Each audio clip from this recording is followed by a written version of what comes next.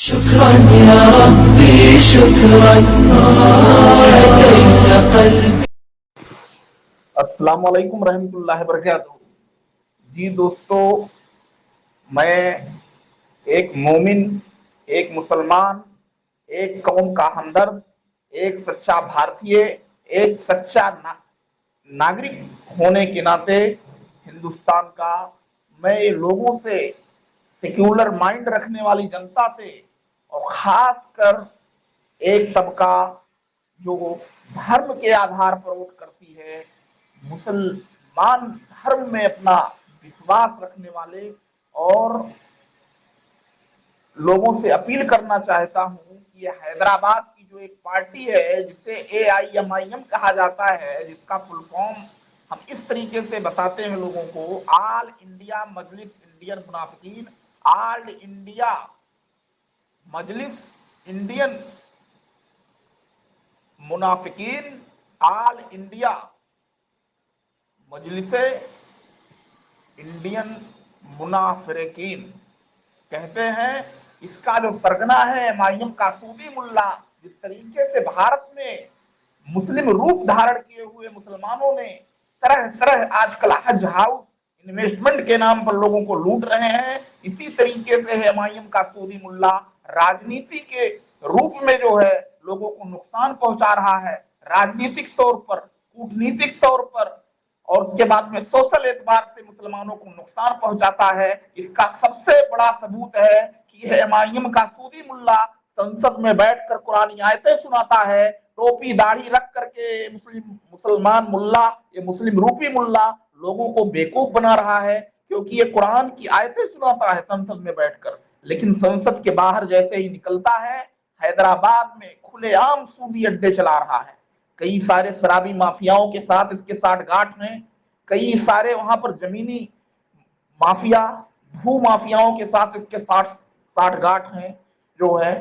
और ये लोग मुझे ये बताएं कि ये कर्नाटक, आंध्र प्रदेश, महाराष्ट्र और बिहार और उत्तर प्रदेश में ही इलेक्शन क्यों लड़ रहा है? क्योंकि यहां पर ही माइनॉरिटी का सबसे ज्यादा वोट है, जिसकी ताकत के बलबूते पर सेक्युलर पार्टियों में, किसी पार्टी का नाम नहीं ले रहा हूं, सेक्युलर पार्टियों की सरकारें बनती थी। इन सेक्युलर पार्टियों का शासन और सत्ता को ध्वस्त करने के लिए एमआईएम का सरगना और एमआईएम का सूदी मुल्ला बीजेपी के साथ साठगांठ करके उनको शासन और सत्ता में बनाए रखने के लिए काम कर रहा है। ये मुसलमानों को समझने की जरूरत है। आज एमआईएम का सूदी मुल्ला लिंचिंग का खुद जिम्मेदार है, क्योंकि हम मुस्लिम धर्म में विश्वास रखने वाले, इस्लाम धर्म में विश्वास रखने वाले लोग, हम जो है शांति चाहते हैं। इस्लाम जो है शांति का मजहब है, लेकिन ये एमआईएम का सूदी मुल्ला, मुस्लिम रूपी रूप धारण किए हुए मुल्ला, यह जब मुसलमानों के को खतरे में होने की बात करता है और उनको भड़काता है रक्षा और सुरक्षा के नाम पर, जो है जब ये एक तरीके से धर्म के रूप में राजनीति करता है, तो दूसरे धर्म के मानने वाले भी क्या करते हैं, क्या करते हैं, वो भी धर्म के आधार पर वोट करते हैं, अपने धर्म के जो है रक्षा और सुरक्षा की बात करते हैं। भाई ये हिंदुस्तान है, यहाँ पर कोई धर्म किसी धर्म के खिलाफ नहीं है। कभी एक हिंदू भाई भी मुस्लिम इस्लाम धर्म में विश्वास रखने वालों की इज्जत करता है, और इस्लाम धर्म वाले भी क्या करते हैं, हिंदू धर्म में या किसी भी धर्म में, चाहे वो सिख हो, चाहे वो जैन हो, चाहे वो बौद्धिस्ट हो, चाहे वो ईसाई हो, सारे धर्म में अपने अपने विश्वास रखने वालों को एक दूसरे धर्म वाले इज्जत करते हैं। लेकिन यह एमआईएम का सूदी मुल्ला जब मुसलमानों को धर्म के नाम पर भड़काता है, बहकाता है, दूसरे धर्म के लोग भी, जाहिर सी बात है एक्शन लोगे तो रिएक्शन होगा ही। तो ये जितने भी धर्म के नाम पर राजनीति करते हैं वो उस धर्म के लोगों को बेवकूफ बना रहे हैं। इस चीज को हमें समझने की जरूरत है, इस चीज को हमें समझने की जरूरत है। मैं ये नहीं कहता कि उस पार्टी में रह रहे सारे के सारे लोग गलत हों, लेकिन जो इसके मास्टरमाइंड है, जो है धर्म के राजनीति के जो है वो इसके जिम्मेदार हैं। हम एमआईएम की सिर्फ बात इसलिए कर रहे हैं क्योंकि हम उसी धर्म से आते हैं जिस धर्म की वो राजनीति कर रहा है।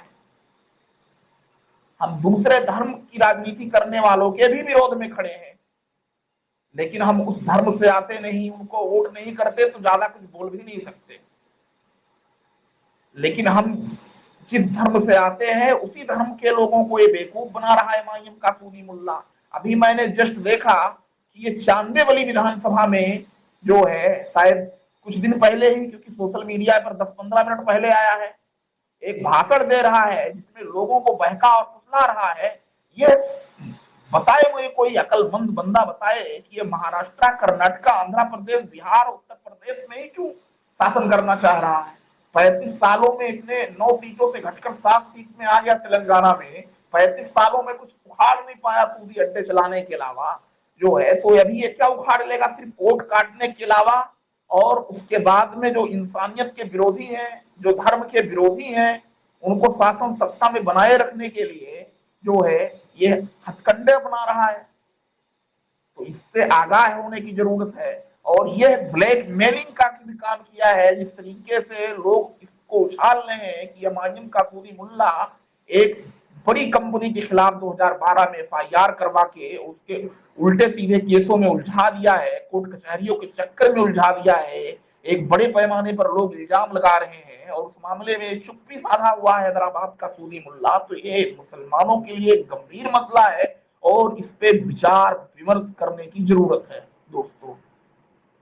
तो मेरा मुसलमानों से आह्वान है कि आने वाले दिनों में सोचें और अपने जहां वो रह रहे हैं अपने सोसाइटियों में लोगों से वो ज्यादा से ज्यादा जागरूक करें।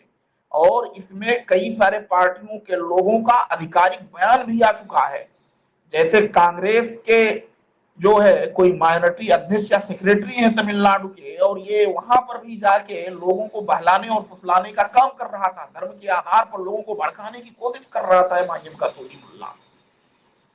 दोस्तों इसकी वेशभूषा में ना जाएं, क्योंकि ऐसे ही वेशभूषा अख्तियार करने वाले लोग अभी जल्द ही जो है करोड़ों रुपए बेंगलोर में लूट लिए हैं और करोड़ों रुपए का चूना यहाँ जो है मुंबई में लगा दिए हैं।